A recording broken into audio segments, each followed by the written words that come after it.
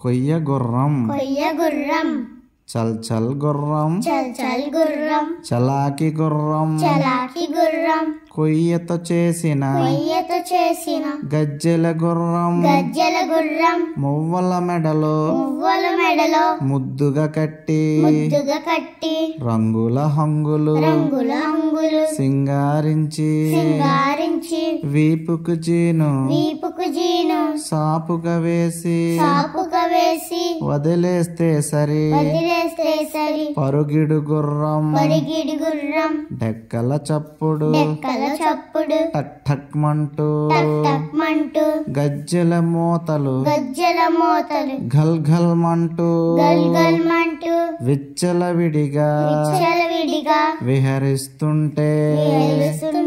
ముచ్చట వేయును ముద్దుల గుర్రం